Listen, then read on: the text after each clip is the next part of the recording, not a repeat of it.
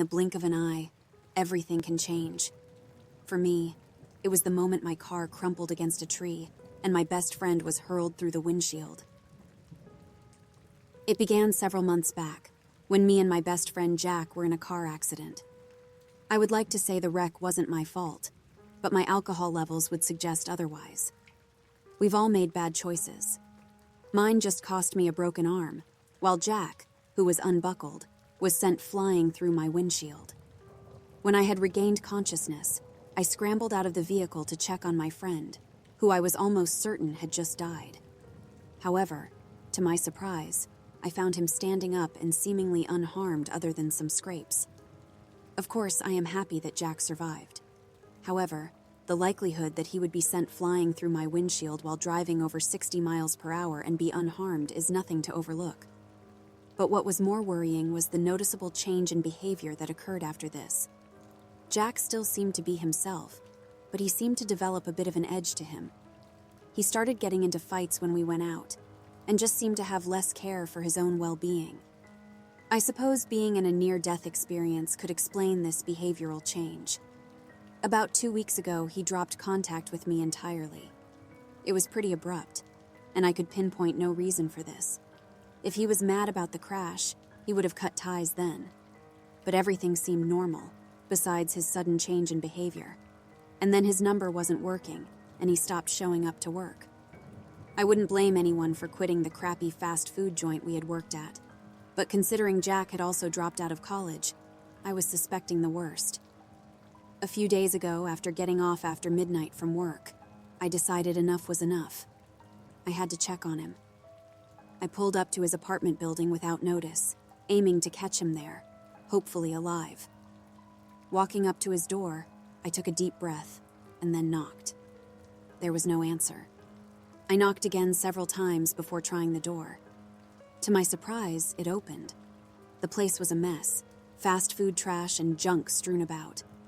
This wasn't too abnormal, but as I investigated further, I noticed there were large claw-like marks in the walls and mangled furniture scattered everywhere. Going to check Jack's computer, I found that it too was also damaged beyond repair. Just as I was about to leave, I noticed a business card lay on the computer desk. It was for a bar supposedly in town, known as Barry Bones. A small logo of a skull wearing a top hat while winking accompanied the name. Despite living here for the better part of a decade, I had not heard of this place once. Either way, I took it as my only clue and headed that way. It was a short 8-minute drive from Jack's apartment. I pulled into the mostly empty street, as most of the shops along Main Street were closed at this hour. It certainly didn't help my nerves to see how isolated I was if something did go wrong. I looked up at the small bar which I had never seen before, which was marked by the same silly skeleton icon. Barry Bones. What a stupid name. I had parked about a quarter mile from the bar and observed for a bit. It didn't seem to be open, just like everything else at this hour. There was at least one other floor above the main bar. I probably should just go home, I thought to myself. Do I really think Jack would be at some corny bar at 2 a.m. all on his own? Honestly, I had begun rationalizing to myself, trying to find a way not to enter that building. I had a slight but growing feeling of dread creeping up on me, yet I couldn't place my finger on the source. That's when I saw him. Jack was walking along the sidewalk about a half-mile from the building. He looked rough, his stubble grown out and sunken, tired eyes, and his brown hair in a jagged mess. Yet his face seemed stern and determined. He was wearing a trench coat, jeans, and what appeared to be combat boots, needless to say, not his typical attire. I continued to hide out in my vehicle, hoping he wouldn't recognize it. Jack must have walked from his apartment here, hence why I beat him to the spot. He approached the building and placed his palm on the front door, as if inspecting it. After a moment, he pushed it open and walked into the bar. Well, I guess it is open, I muttered to myself. But Jack was in there, and I hadn't seen him for weeks. I was not going to leave just because of a bad feeling, when my best friend could be in danger.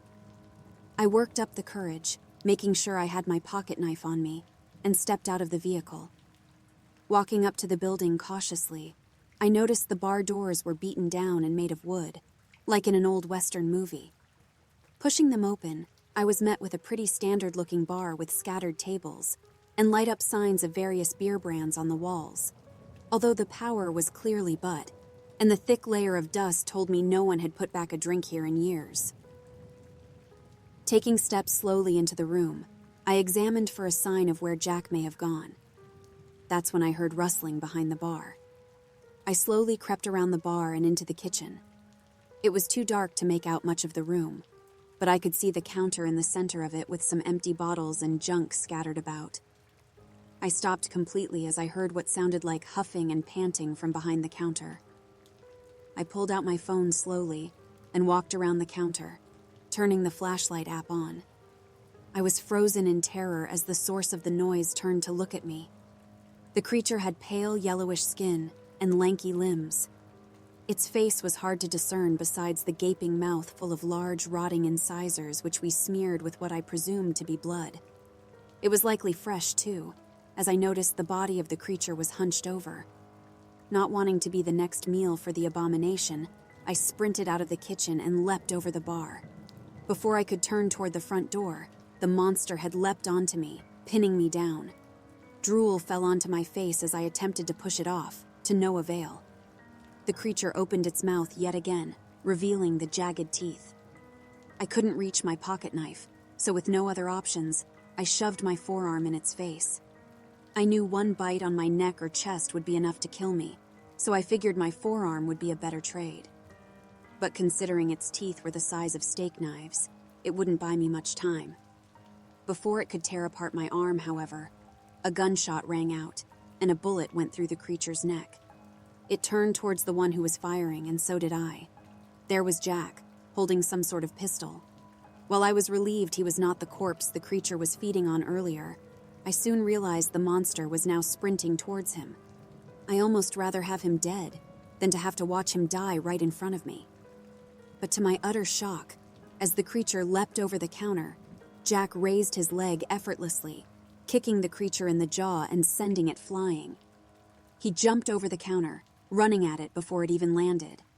When the creature crashed into a table, smashing it to bits, Jack placed his foot on its neck to pin it down. He fired 3 more shots into its head before it finally stopped struggling. Then he took a deep breath and looked back at me. "You shouldn't be here, Nathan." He looked very upset while he said this. I didn't know what to say. My best friend disappears for weeks, and when I go looking for him, he tells me to get lost. I stood up slowly and walked over to him. "Jack, I have no idea what is going on. You haven't even called.